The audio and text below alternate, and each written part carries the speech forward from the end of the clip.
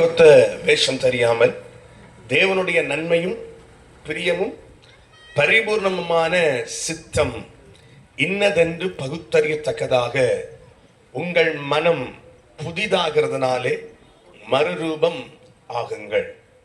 நம்முடைய தேவன் நம்மை மறுரூபமாக்குகிறவராய் இருக்கிறார். நம்முடைய வாழ்க்கை மறுரூபமாக வேண்டும் என்று கர்த்தர் விரும்புகிறார். ஆமென். மறுரூபமாகுதல் என்ற வார்த்தைக்கு கிரேக்க பதத்திலே மெட்டாமார்போ என்ற வார்த்தை பயன்படுத்தப்பட்டிருக்கிறது. மறுரூபமாகுதல் என்றால் ஒரு நிலைமையிலிருந்து இனி ஒரு நிலைமைக்கு, ஒரு சாயலில் இருந்து இனி ஒரு சாயலுக்கு, ஒரு ரூபத்தில் இருந்து இனி ஒரு ரூபத்துக்கு மாற்றப்படுவது என்பது அர்த்தம். வேதம் நமக்கு சொல்லுகிற மறுரூபம் ஏதோ ஒரு நிலைமையிலிருந்து ஏதோ ஒரு நிலைமைக்கு அல்ல, இருக்கிற நிலைமையிலிருந்து அதை விட சிறந்த நன்மையான மேன்மையான ஒரு சாயலுக்கு, ஒரு வாழ்க்கைக்கு, ஒரு ரூபத்துக்கு நம்மை மாற்றுவதையே வேதம் நமக்கு கொடுக்கிற மறுரூபமாய் இருக்கிறது. அதில் குறிப்பாக தேவ சாயலாய் அவரை போல நம்மை மாற்றுவதை தான் வேதம் நமக்கு சொல்லுகிற உன்னதமான மறுரூபமாய் இருக்கிறது.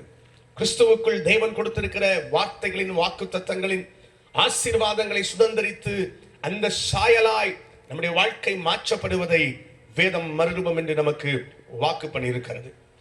ஆமென், ஸ்தோத்திரம். நீங்கள் இப்பிரபஞ்சத்துக்கு ஒத்த வேஷம் தெரியாமல் தேவனுடைய நன்மையும் பிரியமும் பரிபூர்ணமான சித்தம் இன்னதென்று பகுத்தறியத்தக்கதாக உங்கள் மனம் புதிதாகிறதுனாலே மறுரூபம் ஆகுங்கள். அப்ப மனதிலே ஒரு மாற்றம் வரும் பொழுது வாழ்க்கையிலே மாற்றம் வருகிறது என்று வேதம் சொல்லுகிறது. ஆமென். மனதிலே புதிய ஒரு மாற்றம் வரும் பொழுது வாழ்க்கையிலே புதிய ஒரு மறுரூபம், ஒரு மாற்றம் வருகிறது. அப்ப நம்முடைய மனதுக்கும் நம்முடைய வாழ்க்கையின் மாற்றத்திற்கும் பெரிய தொடர்பு இருக்கிறது. ஒரு ஆமென் சொல்லுங்க பாருங்கள். ஆமென். நம்முடைய மனதிற்கும் வாழ்க்கையில வரப்போகிற மாற்றத்திற்கும் என்ன இருக்கிறது? பெரிய தொடர்பு இருக்கிறது. என் மனம் எந்த அளவுக்கு மாற்றப்படுகிறதோ அந்த அளவிற்கு என் வாழ்க்கை மறுரூபமாக்கப்படும். பழைய நிலைமையிலிருந்து என் மனம் புதிதாய் மாற மாற என் வாழ்க்கை இருக்கிற நிலைமையிலிருந்து அதைவிட அழகாக, அலங்காரமாக, உன்னதமாக மறுரூபமாக்கப்படுகிறது. கர்த்தர் தான் நம்மை மறுரூபமாக்குகிறவர். இயேசுவின் ரத்தம் நம்மை மறுரூபமாக்குகிறது. இயேசுவினுடைய பாடு மரண உயிர்த்தெழுதலின் வல்லமை, சுவிசேஷத்தின் வல்லமை நம்மை மறுரூபமாக்குகிறது. பரிசுத்த ஆவியானவர் தான் நம்மை மறுரூபமாக்குகிறவர். கர்த்தருடைய வார்த்தை நம்மை மறுரூபமாக்குகிறது. ஆனால் தேவனுடைய மறுரூபத்தை நான் பெற்றுக்கொள்ள என் மனதில் நான் செய்ய வேண்டிய ஒரு காரியத்தை இந்த வசனம் சொல்லுகிறது. இப்பிரபஞ்சத்துக்கொத்த வேஷம் தெரியாமல் தேவனுடைய நன்மையும் பிரியமும் பரிபூர்ணமான சித்தம் இன்னதென்று பகுத்தறியத்தக்கதாக, அறிந்து கொள்ளத்தக்கதாக உங்கள் மனம் புதிதாகிறதுனாலே மறுரூபம் ஆகுங்கள். மனம் புதிதானால் வாழ்க்கை மறுரூபமாகும். அப்ப தேவனுடைய சித்தத்தை, நன்மையான சித்தம், பிரியமான சித்தம், பரிபூர்ணமான சித்தம், அப்படி என்றால் தேவனுடைய சித்தத்திற்கு நம்முடைய வாழ்க்கையை ஒப்புக் கொடுக்கும் பொழுது நம் வாழ்க்கை மறுரூபமாகும். அந்த சித்தம் எப்படிப்பட்டது? தேவன் எனக்காக நியமித்து வைத்திருக்கிற காரியங்கள். ஒன்று, நன்மையானது. சொல்லுங்க. முதலாவது நன்மையானது. 2, அது அவருக்கு பிரியமானது. 3, அது அவருடைய பரிபூர்ண சித்தமாயிருக்கும். ஆமென். அனுமதிக்கப்பட்ட சித்தத்திற்காக நாம் போராடி கொண்டிருக்கிறோம். அப்படி என்றால், ஆண்டவரே எனக்கு இது வேணும், இதுதான் வேணும், கட்டாயம் இது மட்டும்தான் வேணும்னு சிலர் போராடுவாங்க. ராமன் சொல்லுங்க பார்க்கலாம். வாழ்ந்தா இது இருந்தா தான் வாழ்வேன், இல்லைன்னா வாழவே மாட்டேன், கட்டுனா அவ்வளவுதான் கட்டுவேன், இல்லைன்னா செத்து போயிடுவேன் அப்படிமா. ஒரு ஆமென் சொல்லுங்க பார்க்கலாம். கர்த்தர் சொல்றார், வேணாண்டா, உனக்கு நான் நல்லா வச்சிருக்கேன், நல்லதா வச்சிருக்கேன், சிறப்பா வச்சிருக்கேன், சிறந்ததா வச்சிருக்கேன் பார். அதுதான் அவருடைய பரிபூர்ணமான சித்தம். இவன் 40 நாள் ஃபாஸ்டிங் போட்டு கல்யாணம் பண்ணவன எனக்கு தெரியும். ஒரு ஆமென் சொல்லுங்க பார்க்கலாம். அப்ப ஆண்டவர் என்ன பண்ணுவார்? ஒரு பிள்ளை அடம்பிடிக்க சொல்லி பார்ப்பார், கெஞ்சி பார்ப்பார், கொஞ்சி பார்ப்பார், ஆலோசனை கொடுத்து பார்ப்பார். கேட்காத பட்சத்துல போ வச்சுக்கன்னு விட்டுருவார். அதுக்கப்புறம் என்ன பண்ணுறது?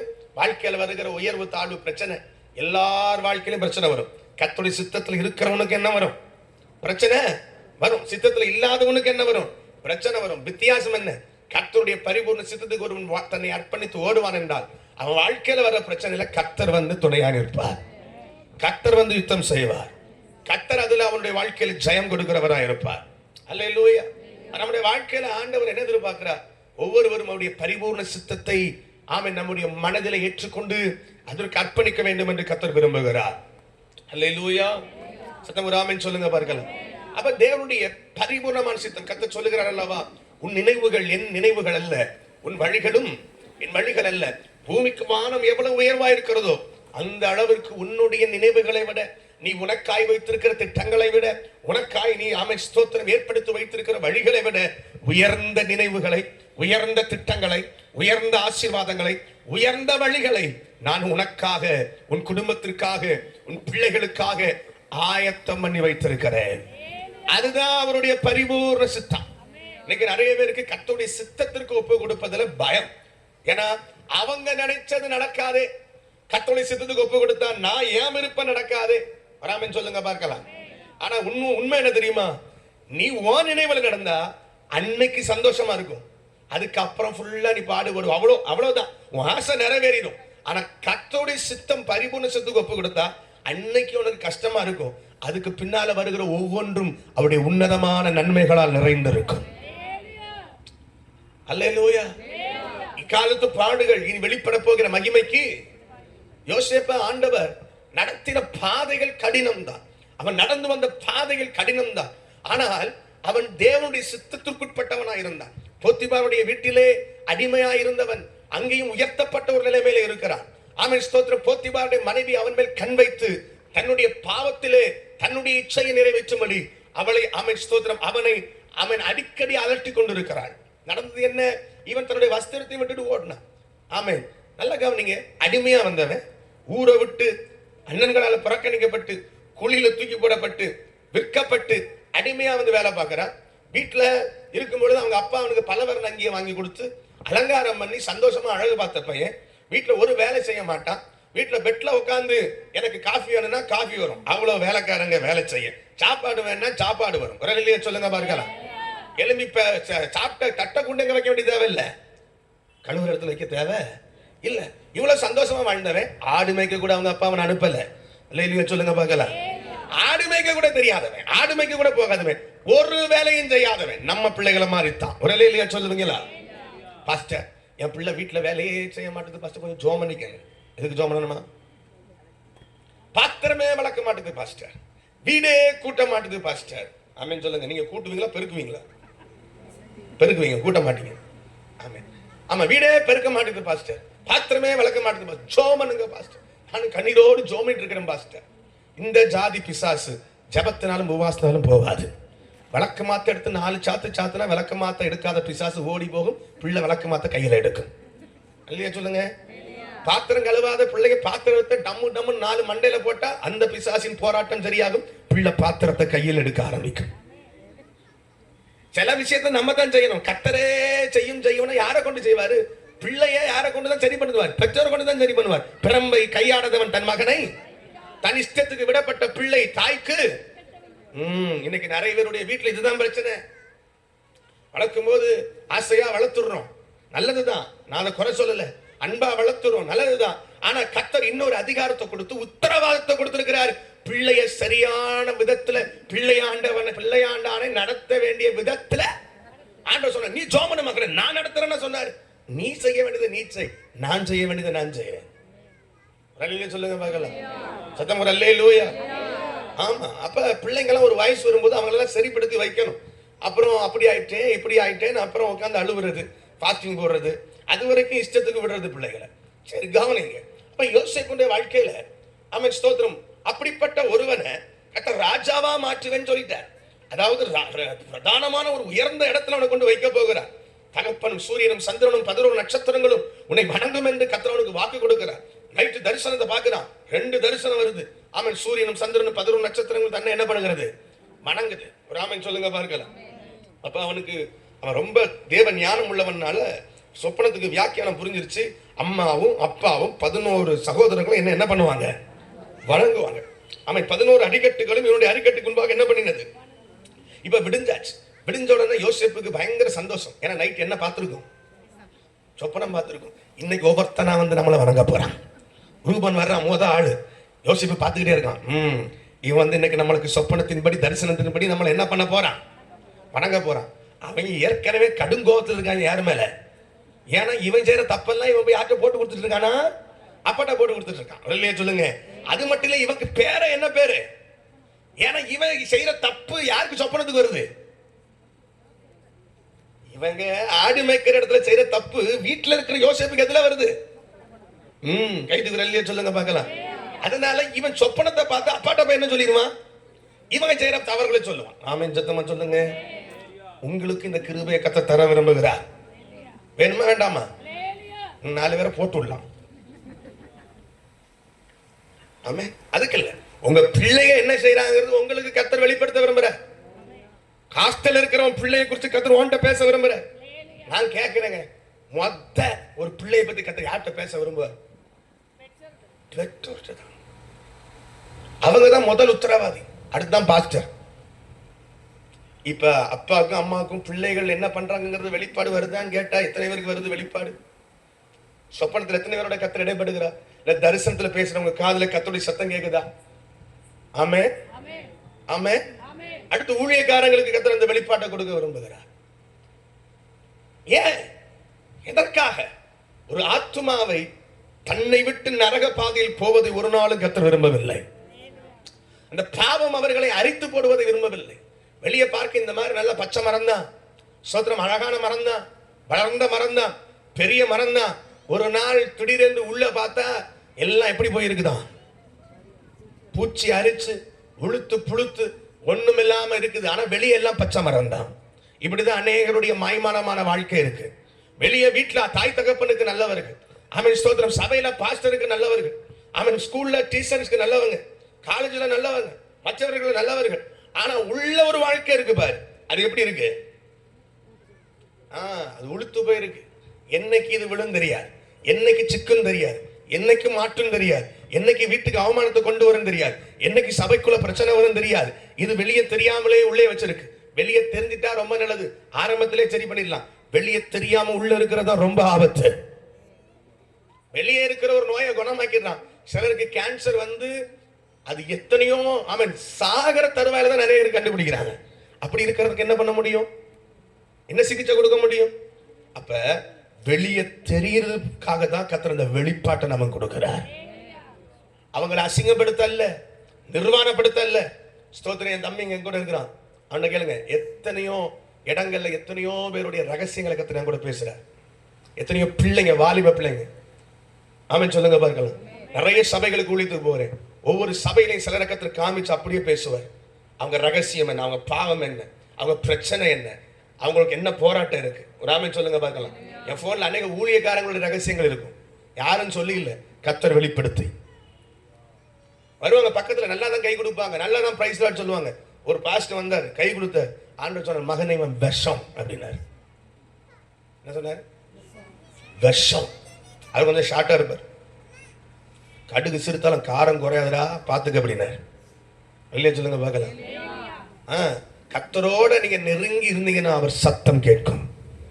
அவர் பேசுகிற தேவன். ரொம்ப அமைதியாயிட்டீங்க, கவலைப்படாதீங்க, உங்களை போட்டுட்டு போக மாட்டேன். இல்லையா சொல்லுங்க பார்க்கலாம். ஒரு நாள் ஒரு ஊழியக்காரர் வந்து ஸ்டேஜ்ல ஏறினார். ஆவியானவர் பயங்கரமா துக்கப்படுறார். இவன் எதுக்கு ஸ்டேஜ்ல ஏறுறாங்கிறார். இவன் எதுக்கு? அவர் செஞ்ச காரியத்தை அப்படியே காமிக்கிறார். இல்லையா சொல்லுங்க பார்க்கலாம். ஆமென் சொல்லுங்க பார்க்கலாம். சரி, அது ஒரு பக்கம் இருக்கட்டும். அப்ப யோசேப்புக்கு கர்த்தர் வெளிப்படுத்துகிறார். ஏற்கனவே மேல பயங்கர கோபம். வீட்டுல ஒரு வேலையும் செய்யல. காலை எழுப்பி நிக்கிறான். ஒவ்வொருத்தனா வரான். ரூபன் வரான், சிமியோன் வரான், லேவி வரான், யூதா வரான். யாராவது ஒருத்தனாச்சும் வணங்குவான். சொப்பனம் நடக்குன்னு பார்த்தா என்ன நடக்கல? நடக்கல. கடைசியில சாயங்காலம் ஆச்சு. இது என்னுடைய கற்பனை, பைபிளை போய் தேடாதீங்க. சாயங்காலம் ஆச்சு. சரி, 11 பேர் சேட்டக்காரன், நம்மளை வணங்கல. அப்பா அம்மா ரொம்ப நல்லவங்க, அவங்களாவது வணங்குவாங்கட்டு அப்பாட்ட போய் நிக்கிறான். அப்பா வணங்கு வர பார்த்தா அப்பா என்ன பண்ணவே இல்லை. அவர் பேசாம அவர் பேரையே பார்க்கிறார். இப்ப இவனுக்கு இருந்த பொறுமை எல்லாம் போச்சு. அப்பாட்ட போய் சொன்ன, அப்பா நைட் இப்படி ஒரு சொப்பனம் பார்த்தேன், ஆனா ஒருத்தர் கூட நீங்க என்ன பண்ணவே இல்லை. என்ன இது அப்படின்னா, அவங்க அப்பா திட்டினாரு, டேய் நானும் உன் தாயும் உன்னை வணங்குவோமோ. அப்புறம் என்ன அர்த்தம்? யோசேப்புக்குள் கர்த்தர் வைத்த தரிசனத்தை பெற்ற தாயும் தகப்பனும் கூட என்ன பண்ண முடியல, புரிந்து கொள்ள முடியல. உனக்குள்ள எனக்குள்ள கர்த்தர் வைத்திருக்கிற தரிசனத்தை ஒரு மனிதனும் புரிந்து கொள்ள முடியாது. ஆபகுக்கு சொல்லுகிறார், கடந்தோடுகிறவன் வாசிக்கும்படி தரிசனத்தை பலகையிலே வரை, முடிவிலே அது விளங்கும், அது பொய் சொல்லாது, தாமதித்தாலும் அதற்கு காத்திரு, அது தாமதிப்பதில்லை. தரிசனம் எப்ப விளங்குமா? முடிவிலே. சொல்லுங்க. அப்ப தரிசனம் கொடுக்கப்பட்ட விளங்கும்னா வெளிப்படையாய் எல்லாரும் காணத்தக்க விளங்கும் என்பதுதான் அந்த விளங்கும், மேனிஃபெஸ்ட் ஆகும் என்ற வார்த்தை. யாருக்கும் புரியாது. அதுக்கு ஒரு டைம், அது முடிவிலே, அது நிறைவேற வேண்டிய நேரத்திலே அது விளங்கும். அது வரைக்கும் தரிசனத்தை எழுதி மட்டும் வை, பார்க்கிறவன் பார்க்கட்டும். ஆனா ஒருத்தன் உன்னை நம்ப மாட்டான், ஒருத்தனை உன்னை புரிந்து கொள்ள மாட்டான். உனக்குள்ள இருக்கிற அபிஷேகத்தை, உனக்குள்ள இருக்கிற அழைப்பை, உனக்குள்ள இருக்கிற தரிசனத்தை ஒரு அல்லேலூயா சொல்லுங்க பார்க்கலாம். அவன் உனக்குள்ள இருக்கிற தாகத்தை, இயக்கத்தை, அர்ப்பணிப்ப, வாஞ்சைய உலகம் பைத்தியமாய் பார்க்கும். ஆனால் கர்த்தரோ, அதை அழைத்தவரோ, அதை தந்தவரோ, அதை விலையேற பெற்றதாய், கனத்திற்குரியதாய், மேன்மையாய், மகிமையாய் அவர் அதை பார்க்கிறார். அவர் அதை அல்ல தட்டுகிறவர் அல்ல, அற்பமாய் எண்ணுகிறவர் அல்ல. அல்லேலூயா. தாவீது ஆமென் ஸ்தோத்திரம், தன் குடும்பத்தால் புறக்கணிக்கப்பட்ட ஒருவன், தூக்கி எறியப்பட்ட ஒருவன். அவனுடைய சரித்திரத்தை அவன் வேதத்துக்கு அப்பாற்பட்டு யூத அவன் ரபூனிகளின் மரபிலே போய் படிக்கிற பொழுது வித்தியாசமான ஒரு சரித்திரம் அவனுக்கு சொல்லப்பட்டிருக்கிறது. அவன் தகப்பன் ஆமென் ஸ்தோத்திரம் ஒரு அன்றைக்கு இருந்த சனகரிப்பு என்கிற சங்கத்தின் தலைவனாய் இருந்தான். தலைவனாய் இருந்தது மட்டுமல்ல, கடைசி வரைக்கும் தானே தலைவனாய் இருக்க வேண்டும் என்று ஆசைப்பட்டான். அதற்கு அந்த சங்கத்துக்கு சில சட்ட திட்டங்கள் உண்டு. மோசையின் முறைமையின்படி நடக்கிறான் என்ற பெயர் பெற்றவனாய் இருக்க வேண்டும். அதற்காக அவன் சில காரியங்களை அவன் ஸ்தோத்திரம் செய்கிறான். ஒரு ஆமென் சொல்லுங்க பார்க்கலாம். அல்லேலூயா. நான் அந்த பக்கம் ரொம்ப டீப்பா போகல, அதுக்கு டைம் இல்ல, அது சொல்லவும் ரொம்ப நேரம் எடுக்கும். ஒரு ஆமென் சொல்லுங்க பார்க்கலாம். அவன் என்ன பண்றான்? அதற்காக அதிலே ஒரு சட்டத்தின்படி தன்னை நீதிமானை காட்ட தன் வீட்டில் இருந்த ஒரு வேலைக்காரியை ஆமென் ஸ்தோத்திரம் தன் மனைவியோடு அவன் அந்த குறிப்பிட்ட காலத்துக்கு முன்பு சேரக்கூடாது, பிள்ளை பிறக்க கூடாது என்பது அந்த சட்டம். ஆகவே தன் வேலைக்காரியை சேர்த்துக் கொண்டு அவளை ஆமென் ஸ்தோத்திரம் புறம்பே தள்ளி, அவளை ஒரு துன்மார்க்கமாய் நடந்து விட்டால், தன் வீட்டில் ஏதோ தவறு செய்து விட்டால் என்று கல்லறிய வைத்து ஸ்தோத்திரம் அது நிமித்தம் தான் கடைசி வரைக்கும் தலைவனாய் பிரமாணத்தின்படி நீதிமான் என்று காண்பித்து வாழ வேண்டும் என்று திட்டம் தீட்டினதாக அந்த சரித்திரம் சொல்லுகிறது. அவன் அந்த நேரத்திலே அந்த குறிப்பிட்ட வேலைக்காரி அவன் ஸ்தோத்திரம் அன்று இரவிலே ஆயத்தப்பட்டு அவன் திருமணத்திற்குரிய வஸ்திரங்களோடு ஆயத்தப்படும் பொழுது ஈசாயின் மனைவி அதை பார்த்து அவன் ஸ்தோத்திரம் என்ன பண்ற, எங்க போறன்னு கேட்டப்பா உண்மையெல்லாம் சொல்ல, ஈசாயின் மனைவி தானே வஸ்திரத்தை போட்டுக்கொண்டு அவன் ஸ்தோத்திரம் அவள் என்ன பண்ணுகிறாள், யூதாவின் மருமகள் தாமார் வந்தது போல இவளே வந்து விடுகிறாள். அவன் கர்ப்பவதி ஆகிறாள். அவன் நாட்கள் போக ஈசாய் வேலைக்காரிக்கு அவன் ஸ்தோத்திரம் கர்ப்பவதி அவன் காத்துக்கிட்டு இருக்க போது திடீர்னு செய்தி வருது, ஓ மனைவி கர்ப்பவதியா இருக்கு. இப்ப இவன் இதையும் கூட தனக்கு சாதகமாய் பயன்படுத்த அவன் சங்கத்தின் முன்பாக அவளை கூட்டி சேர்த்து இவள் தவறாய் நடந்து விட்டால், வேசித்தனம் செய்து விட்டால் என்று தன் மனைவியை குற்றம் சாட்டி அவளை கல்லெறிந்து கொள்ள அவன் திட்டமிட்டு கூட்டத்தை கூட்டின பொழுது அந்த வேலைக்காரியின் சாட்சியின் மூலமாக இவன் மனைவியும் வந்து நிரபராதி நீதி உள்ளவள் என்று வெளிப்பட்டு இவனை அந்த தலைவர் என்ற பதவியிலிருந்து துரத்தி விடுகிறார்கள். ராமன் சொல்லுங்க பார்க்கலாம். இப்ப இவனுக்கு இவன் வாழ்க்கையில வெறித்தனமா இவ்வளவு காரியங்களை செய்தது அந்த பதவி வெறிதான் காரணம். இன்றைக்கு அநேக தங்களுடைய பதவிகளை தக்க வைத்துக் கொள்ள அநேக ஸ்தாபனங்களிலே இப்படிப்பட்ட போராட்டங்கள் இன்றைக்கும் நடந்து கொண்டு இருக்கிறது. உங்களுக்கு பயங்கரமா தெரியும் போலயே, சத்தமா இருக்கு. அல்லேலூயா. ஆமென் சொல்லுங்க பார்க்கலாம். ஸ்தாபனங்கள்ல இன்னைக்கு அநேக இடங்கள்ல இதான் பிரச்சனை, சபைகள்ல பிரச்சனை. ஆமென். சமீபத்துல ஒரு சபையில போயிருந்தேன், அவங்க சொல்றாங்க ஆமென்